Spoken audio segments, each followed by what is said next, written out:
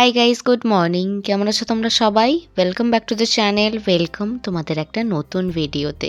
ঘড়িতে বাজছে এখন সকাল 8:30 মতো। আশিস তো প্রতিদিনের মতো বেরিয়ে গেছে আজকের ব্রেকফাস্টটা করে। আমি ওর সাথে টুকটাক একটুখানি চাটা খেয়ে নিয়েছি। আমার ব্রেকফাস্ট এখনও হয়নি, তাই এখন ভালো করে আমাদের যে বেডটাকে আছে সেটাকে পুরোপুরিভাবে ক্লিন করে নিচ্ছি। কালকে রান্না করতে গিয়েই দেখেছিলাম নুনটা প্রায় শেষ হয়ে গেছে। এবার আমার গলায় হয়েছে একটুখানি ইনফেকশন। আশিস সেই জন্য কালকে রাত্রিবেলা আমার জন্য একটুখানি গার্গেল করার জন্য নুন জল মানে রেডি করছিল। তো সেই সময় বাকি যেটুকু নুন ছিল গোটাটাই উল্টে পড়ে গেছে। আজকে তো পুরো মাথায় হাত। সকালবেলা একদম সকাল সকাল আশিস বেরিয়ে চলে যাবে, তাহলে নুন না হলে আমি রান্নাটা কমপ্লিট করব কিভাবে? ও সকালবেলা উঠে দৌড়ে দৌড়ে গিয়ে একদম মানে ওই একটা দুটো দোকানে সকাল সকাল খোলা থাকে, অত সকালে এসে নুনটা এনে দিয়ে গেছে। তাই রান্না করার আগে প্রথমে নুনের কৌটোটা আগে রিফিল করে নিলাম। আজকে বানাবো একটুখানি বাসন্তী পোলাও আর আলুর দম। আজকে যেহেতু বুধবার, সাধারণত সোমবার আর মঙ্গলবার ব্যাক টু ব্যাক দুদিন আমরা পুরো নিরামিষ খাই, মানে পেঁয়াজ রসুনও খাই না। তো বুধবার দিনটা আমরা সবসময় চেষ্টা করি একটুখানি ভালো সালো কিছু রান্না করার, মানে ওই পেঁয়াজ রসুন দিয়ে জমিয়ে কষিয়ে কিছু একটা বানানোর। বরাবরই আশিস আমার হাতে ফ্রায়েড রাইস বা পোলাও এই সমস্ত জিনিস খেতে খুব ভালোবাসে, আর আলুর দম তো সবসময়ের জন্য পছন্দ। আগের দিন মেস থেকে আলুগুলো এনেছিল, আনার সময় না ছোট ছোট আলুগুলো নিয়ে এসেছিলো, যেগুলো গোটা আলুর দম বানানো যায়, মাঝখান থেকে কাটার কোনো দরকার হয় না। তো এনেই বলেছিল আজকে রাত্রেবেলা একটুখানি আলুর দম আর লুচি খাবো। তো আমি সেদিনকে তো কোনোভাবে ওকে চুপ করিয়েছি যে না, প্রতিদিন ওই তেলে ভাজা লুচি খাওয়া যাবে না। তবে আজকে না ওকে আর জানাইনি, ওকে না জানিয়েই একটুখানি বাসন্তী পোলাও আর আলুর দমের প্রিপারেশন স্টার্ট করে দিয়েছি। আজকে এসে যখন খেতে বসবে একদম অবাক হয়ে যাবে। বাসন্তী পোলাওয়ের জন্য আমি কিন্তু গোবিন্দভোগ চাল নিইনি, আমি নর্মাল যে ফরচুনের বাসমতি রাইসটা হয় সেটাই নিয়ে নিয়েছি। ভালো করে ধুয়ে জল দিয়ে ভিজিয়ে রেখে দিলাম আধ ঘন্টার জন্য। আর আলুগুলো যেহেতু আমি গোটা গোটা রেখেছি, কাটিনি মাঝখান থেকে, তাই ওগুলোকে না ছুরি দিয়ে দিয়ে একটুখানি ভেতরটা ফুটো ফুটো মতো করে দিয়েছিলাম, যাতে খুব ভালোভাবে ভেতরটা কুক হয়ে যায়। ওই 3টে মতো সিটি দিয়ে দিয়েছি, দিয়ে একটা ঠান্ডা জলের পাত্রের মধ্যে আলুগুলোকে নামিয়ে নিলাম। এবার ব্যাস, খোলাগুলোকে ছাড়িয়ে নিয়েছি। আলুগুলো সুন্দর বয়েল হয়ে গেছে, ওই 70% মতো বয়েল হয়েছে।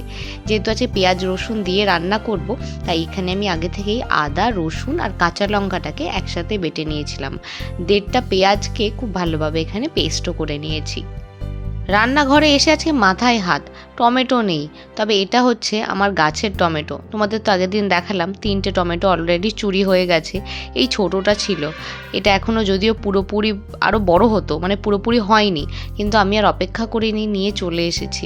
না হলে এটাও হয়তো যে কোনো দিন চুরি হয়ে যাবে।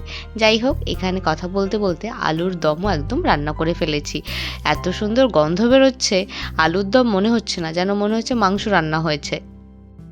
এই বাসন্তী পোলাও হতে তো একদম বেশি সময় লাগে না, তাই আমি ভেবেছি এটা একদম লাস্টে বানাবো, মানে ওই স্নান টান করে এসে তারপর।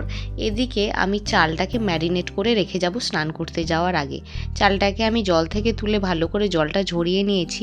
সামান্য একটুখানি হলুদ দিলাম অনেকটা পরিমাণে গরম মশলার গুঁড়ো, আর এর মধ্যে দিচ্ছি বেশি করে গোলমরিচ। কাঁচা লঙ্কাটা একদম শেষ হয়ে গেছে, নাহলে দুটো কাঁচা লঙ্কা দিলেও না খুব ভালো ফ্লেভার আসে। এই রেসিপিটা সম্পূর্ণ আমার মায়ের, মা যেভাবে বানায় আমি একদম সেইভাবে বানাচ্ছি। 1 চামচ মতো ঘি দিয়ে দিলাম। এবার খুব ভালোভাবে মেখে নেবো পুরো ব্যাপারটাকে। ও হ্যাঁ, আরেকটা জিনিস দিতে একদম ভুলে গেছিলাম, এটা হচ্ছে আদাটা আমি ভালো করে না হামানদিস্তা একটুখানি পিষে নিয়েছি। এবার আদার যে রসটা আছে সেটা দিয়ে দিলাম। মাকে দেখেছি গোটা গরম মশলা আর আদাটাকে না একটা সাদা কাপড়ের মধ্যে পুটলি করে সেটা ওই পোলাওয়ের মধ্যে দিয়ে দেয়। তো তাতে কি হয়, গোটা এক্সট্র্যাক্টটা পোলাওতে চলে যায়, আর খাওয়ার সময় গরম মশলাগুলো মুখে গিয়ে পড়ে না। যাই হোক, ওইভাবে তার করি না আমি, মানে অত ওইভাবে আমি করতে পারবো না, অতটাও তো প্রো নই আমি। ম্যারিনেট করে রেখে দিলাম, আর এদিকে আমি স্নান টান করেও চলে এসেছি। ইতিমধ্যে আশিসও চলে এসেছে। প্রতিদিন আসার সময় হাতে করে কিছু না কিছু একটা তো নিয়েই আসবে। আজকের এই প্যাকেটটা নিয়ে এসেছে, খুলে দেখলাম বেরোলো এক ট্রে দই। তোমাদের তো এর আগেও আমি বলেছিলাম যে এখানে মাদার ডেয়ারির দইটা একদমই পাওয়া যায় না, হাতে গোনা একটা দোকানেই পাওয়া যায়, তাও সপ্তাহে একদিন কি দুদিন সেখানে রিস্টক হয়। তো আসি সেই দিন গিয়েই এরকম ট্রে ধরে নিয়ে চলে আসে। যেদিনকে খুব বেশি গরম পড়ে আমরা কি করি, এই একটা একটা গোটা টাবই দুজনা খেয়ে ফেলি, মানে দুজনার দুটো লেগে যায়। আর যেদিনকে তেমন ইচ্ছা করে না, একটা টাব দুজনা মিলে খেয়ে নিই, সেদিনকে একটা টাবেই হয়ে যায়। চলো এটাকে আগে ফ্রিজে রেখে দিই, খাবার দাবার খেয়ে তারপরে খাবো। কারেন্টটাও নেই, দিনে যে কতবার কারেন্ট যায় তার কোনো ঠিক নেই। রেখে দিই এটা ফ্রিজের মধ্যে। চলো, আমার স্নান টানও হয়ে গেছে আর আশিস ওদিকে চলে গেছে স্নান করতে।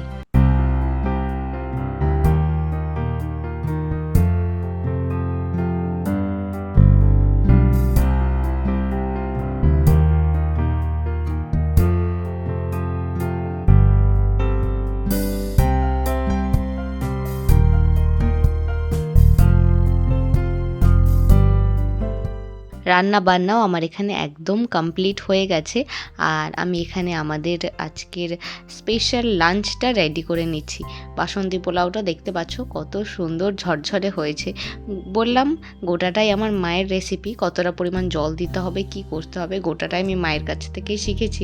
আজকে না আর কিছু বানাইনি, বাসন্তী পোলাও আর তার সাথে আলুর দম। যদিও আশিস একটু বেগুনির কথা বলছিল, তবে আজকে বাড়িতে বেগুনটা ছিল না। বেগুন যদি আজকে থাকতো তাহলে একটুখানি বেগুনি বানাতাম, বেশ ভালো লাগে বাসন্তী পোলাওয়ের সাথে বেগুনিটা খেতে। অন্যান্য দিন পোলাওয়ের সাথে একটুখানি বেশি করে স্যালাড কেটে নিই, তবে আশিস পেঁয়াজটা খেতে একদম পছন্দ করে না, তাই আর পেঁয়াজ বা স্যালাড কিছুই কাটিনি। এটাই হচ্ছে আজকে আমাদের লাঞ্চ। আজকে বাড়ি আসার সময় আশিস নিয়ে এসেছিল দুটো গোলাপ জামুন। দুপুরবেলা খাওয়া দাওয়া করে একটুখানি জাস্ট রেস্ট নিচ্ছিলাম, তারপরে উঠে পড়েছি। চোখ মুখ ফোলা দেখেই বুঝতে পারছো। আর এই গোলাপ জামুনগুলোর সাইজ এত বড়, আমি একবার চেষ্টা করলাম গোটাটা একবারে মুখে ঢোকানো যায় নাকি, তারপরে ভাবলাম দরকার নেই, মিষ্টি জিনিস একবার যদি গলায় লেগে যায় তাহলে একদম অবস্থা শোচনীয় হয়ে যাবে। যত ভাবি মিষ্টি খাবো না, একটু রোগা হব, আমার মনে হয় রোগা হওয়া হবে না। ঘড়িতে বাজে এখন রাত 9টা মতো। আমার চুলের অবস্থা প্রচণ্ড পরিমাণে খারাপ। আমি এখানে দাঁড়িয়ে দাঁড়িয়ে এখন করছি ব্লগ আপলোড। আজকে সামহাও ইন্টারনেট প্রচণ্ড পরিমাণে স্লো, যার জন্য কিছুতেই আমার ব্লগটা আপলোড হচ্ছে না। আর আজকের ব্লগটা না তুলনামূলক অন্যান্য দিনের তুলনায় একটুখানি বড় হয়ে গেছে, যার জন্য এই প্রবলেমটা হচ্ছে। আশিস এখনও আসেনি, আজকে আশিসের আসতে একটুখানি লেট হবে। আমি সচরাচর একা একা বাইরে আসি না, কিন্তু আজকে এসেছি কারণ কিছুতেই ব্লগটা আপলোড হচ্ছে না, অনেক টাইম লাগছে। তাই ভাবলাম কি করব, তোমাদের সাথে একটুখানি কথা বলা যাক। দোকানপাট বাজারে অলমোস্ট বন্ধ হয়ে গেছে, বাইরে খুব একটা লোকজনও নেই, তাই এই সামনেটাতে, এই যে আমাদের এই সামনেটাতেই আমি একটুখানি হাঁটাচলা করছি। একটু পর আপলোড হয়ে গেলেই চলে যাব ঘরে, গিয়ে করবো আজকে ডিনারের প্রিপারেশান। কী যে আর বলবো, ব্লগ আপলোড করতে গিয়ে আজকে পুরো ল্যাজে গোবরে অবস্থা। প্রায় আধ ঘন্টা মতো লেগে গেল আজকের ব্লগটা আপলোড করতে। কিছুতেই ইন্টারনেটের কোনো স্পিড নেই, দাঁড়িয়ে থেকে থেকে থেকে থেকে অবশেষে হলো। এসেই আগে চট করে না আজকের যে ডিনারটা আছে সেটা প্রিপেয়ার করে নিয়েছি, কারণ আশিস চলে আসবে, তখন যদি ডিনার প্রিপারেশন না হয় তাহলে অনেকটা লেট হয়ে যাবে। ডিনার টিনার বানানো হয়ে গেছে, আমি মুখটা ভালো করে ফেস ওয়াশ দিয়ে ধুয়ে নিয়ে একটুখানি ফেস প্যাক লাগিয়ে নিচ্ছি। বেশিরভাগ ক্ষেত্রে আমি যত স্কিন কেয়ার আমার রাত্রের দিকেই করার চেষ্টা করি, কারণ যেহেতু রান্না টান্না হয়ে গেছে আর আমার আর কোনো কাজও নেই, তো রাত্রেবেলা স্কিন কেয়ারটা করে এখন তো আমি ঘুমাবো, তো সারাটা রাত না আমার স্কিনটা খুব ভালোভাবে এই ময়শ্চারাইজারটাকে অ্যাবজর্ব করে নেবে আর স্কিনটা হেলদিও থাকবে। সুন্দর করে আমার স্কিন কেয়ার করা হয়ে গেছে, আর তোমাদের সাথে একবার শেয়ার করে দিই চট করে যে আজকের ডিনারে কি রান্না করেছিলাম। তোমরা তো জানোই বেশিরভাগ দিন আমরা পরোটাই খাই, এর আগের দিন পনির পরোটা বানিয়েছিলাম, আর আজকে কিসের পরোটা হয়েছে চলো তোমাদের দেখাচ্ছি। আজকে ডিনারের প্লেটটাকে একটু অন্যভাবে প্রেজেন্ট করলাম, আর আজকে অবশ্যই কিন্তু সাথে আছে দই, আচার, একটুখানি পেঁয়াজ আর কাঁচা লঙ্কা। চলো এবার তোমাদের দেখা যাচ্ছে কিসের পরোটা হয়েছে। আজকে হয়েছে ছোলার ডাল দিয়ে পরোটা। ছোলার ডালের পুরটাকে আগে রেডি করে নিয়েছিলাম, আর সেটা দিয়ে একটা সফট পরোটা বানিয়েছি। ডিনারের প্রিপারেশন করা তো আমার হয়ে গেছে, পুরোপুরি রেডি। আশিস আসতেই জাস্ট খেতে বসবো আর তাড়াতাড়ি করে শুয়ে পড়বো, কারণ অনেকটা লেট হয়ে গেছে। যাই হোক, আজকের ব্লগটা এখানেই এন্ড করছি। সবাই সুস্থ থেকো, ভালো থেকো, আর ব্লগগুলো কেমন লাগছে জানাতে একদম ভুলো না। দেখা হচ্ছে নেক্সট ভিডিওতে।